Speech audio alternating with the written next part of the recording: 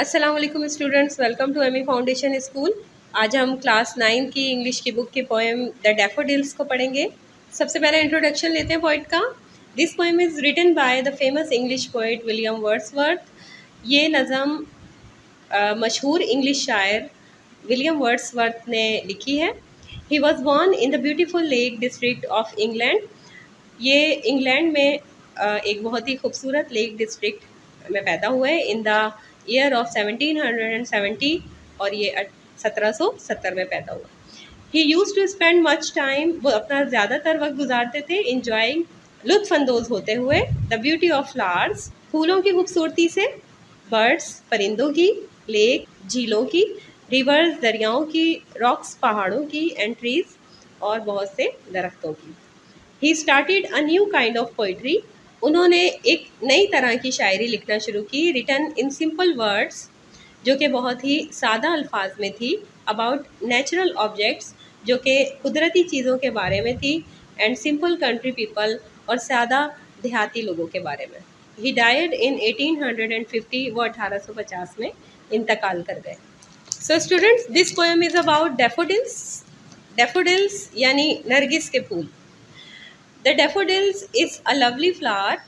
Daffodil एक बहुत ही खूबसूरत फूल है, growing wild and in gardens in spring, जो बाहर के मौसम में मुख्तलिफ बागात और जंगलात में खिलता है। It has a thin green stock, इसकी बारीक सी हरे रंग की टहनी होती है, usually more than a foot in height, जो तकरीबन 1 फुट से ज़्यादा अपनी ऊंचाई में होती है, and a single large bell shaped flower surrounded by large pointed petals of the same yellow colour. और अमूमन इसके एक टहनी पर एक ही फूल होता है, जिसका ज़्यादातर जो कलर होता है वो येलोइश होता है। येलो के मुख्तलिफ जो शेड्स होते हैं उनके ये फूल होते हैं, उन्हीं कलर्स के ये फूल होते हैं। इट ग्रोज इन ग्रुप्स, ये ग्रुप की सूरत में यानी कि ग्रोहों की सूरत में उगते हैं। लार्ज ग्रुप ऑफ डैफोडिल्स, जो डैफोडिल्स का बड़ा ग्रुप होता है, ग्रो होता है, is one of the beautiful side of the England country side, वो इंग्लैंड के देहातों का बड़ा ही मशहूर और बड़ा ही ब्यूटीफुल जो है नज़ारा कहलाता है। आइए इस पोएम को पढ़ते हैं। I wandered lonely as a cloud. Wandered का मतलब होता है बेमकसद इधर उधर घूमना। I wandered lonely as a cloud, मैं बादल की तरह बेमकसद इधर उधर घूम रहा था। दैट फ्लोट्स ऑन हाई और वेल्स एंड हिल्स, जो ऊंची वादियों और पहाड़ों पर तैरता है। When all at once I saw a crowd, जब ही मैंने एक बड़ा क्राउड देखा, क्राउड मतलब मजमा देखा, जब मैं गफ़ीर देखा, अ होस्ट, ये मजमा था किस चीज़ का, ऑफ गोल्डन डैफोडिल्स, नरगिस के सुनहरी फूलों का। बिसाइड द लेक, झील के साथ, बीनीथ द ट्रीज, दरख्तों के नीचे, fluttering and dancing in the breeze, जो हवा में झूम रहे थे और नाच रहे थे। Continuous as the stars that shine, मुसलसल जैसे तारे चमकते हैं। And twinkle on the milky way, और टिमटिमा रहे थे कहकशां की तरह। They stretched in never ending line, वो एक ना ख़त्म होने वाली कतार में फैले हुए थे। Along the margin of a bay, झील के किनारे के साथ साथ। 10,000 saw I at a glance, मैंने एक ही नज़र में 10,000 देख लिए। Tossing their heads in sprightly dance, जो खुशी के रक्स में अपने सरों को हिला रहे थे। The waves beside them danced, उनके पहलू में लहरें भी नाच रही थी। बट दे, लेकिन वो, outdid the sparkling waves in glee, चमकदार लहरों से खुशी मनाने में जीत रहे थे। A poet could not but be gay, एक शायर सिवाय खुश होने के क्या कर सकता है। इन सच अ जॉकंड कंपनी, ऐसी पुरमुसरत महफिल में। I gazed and gazed but little thought, मैंने गौर से देखा और गौर से देखा, लेकिन सोचा ही नहीं। What wealth the show to me had brought, कि ये नज़ारा मुझे कौन सी दौलत दे रहा है। For of when on my couch, अक्सर जब मैं अपनी आरामदेह कुर्सी पर आराम करता हूँ।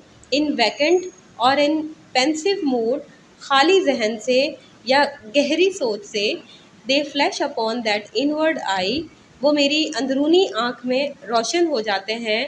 विच is the bliss of solitude, जो तन्हाई में खुशी का सबब बन जाते हैं। And then my heart with pleasure fills, तब मेरा दिल खुशी से भर जाता है। एंड डांसेज, और रक्स करता है, विद द डैफोडिल्स, नरगिस के फूलों के साथ। So students, what is the central idea of the poem? The central idea of this poem, इस नज़म का मरकज़ी ख्याल ये है that the beautiful thing of nature, कि कुदरती चीज़ गिव डबल प्लेजर, हमें हमेशा डबल खुशी देती है, डबल प्लेजर, डबल सुरूर देती है। We enjoy their beautiful sight, सबसे पहले हम उसे अपनी आँख से देखकर इंजॉय करते हैं, व्हेन वी सी, जब हम उसे देखते हैं। एंड इंजॉय देम अगेन, और फिर उसे दोबारा इंजॉय करते हैं, व्हेन वी रिमेंबर देम, जब हम उसे दोबारा याद करते हैं। Our heart is then filled with joy, उस वक्त हमारा दिल खुशी से भर जाता है, एंड प्लेजर, और खुशगवारियत से भर जाता है। A good thing always remains fresh in the memory, एक जो अच्छी याद होती है वो हमेशा हमारे जहन में फ्रेश रहती है, तरो ताज़ा रहती है। वोकैबुलरी की तरफ चलते हैं। First word is wandered, walk here and there without any purpose, vale which means valley, fluttering, moving in the breeze, Milky Way, a bright belt of stars in the sky, at a glance, a quick look, of, often or many time, jocund, lively, pensive, serious। Question answers की तरफ चलते हैं। इन तमाम question के answers आपको MA foundation school के note से मिल जाएंगे। Question number 1 is who has written the poem the daffodils, what do you know about the poet. Question number 2 is what was the poet doing, what did he see. Question number 3 is what did the poet feel while looking at the daffodils? Question number 4 is what resemblance does the poet find between the stars and the daffodils? Question number 5 is how can the heart of the poet dance? RTC. RTC number 1, I wandered lonely as a cloud that floats on high over vales and hills, when all at once I saw a crowd, a host of golden daffodils beside the lake, beneath the trees, fluttering and dancing in the breeze. Question number 1 is name the poem and the poet or poetess. What do you know about the poet or poetess? Describe the scene in your own words. Answer number 1 is the name of the poem is The Daffodils and the poet is William Wordsworth. Answer number 2 is William Wordsworth was an English poet. He was born in the beautiful Lake District of England in 1770 and died in 1850. Answer number 3 is the poet saw a beautiful natural sight of the daffodils. He saw a host of golden daffodils beside the lake beneath the tree. They were fluttering and dancing in the breeze. RTC number 2, ये आपका जो last stanza है उसमें से लिया गया है, आप बुक से हेल्प ले सकते हैं कंप्लीट स्टैंजा के लिए। उसके लिए क्वेश्चन नंबर 1 दिया गया है name the poem and the poet और पोएटेस, आपने नाम बताना है पोएट या पोएटेस का, इसके अलावा पोएम का। Mention the 2 moods of the poet और पोएटेस, जो शायर या शायरा थी उनके आपने 2 मूड्स को डिस्क्राइब करना है, मेंशन करना है कि वो 2 मूड्स की बात कर रहे थे। How can the heart of the poet dance, शायर का दिल कैसे रक्स कर सकता है, आपने ये तीनों सवालों के जवाब खुद देने हैं। सो स्टूडेंट्स, उम्मीद है ये पोएम आपको बहुत अच्छे तरीके से समझ आ गई होगी। नेक्स्ट लेक्चर में आपसे दोबारा मुलाकात होगी। अपना बहुत ख्याल रखिएगा। अल्लाह हाफिज़।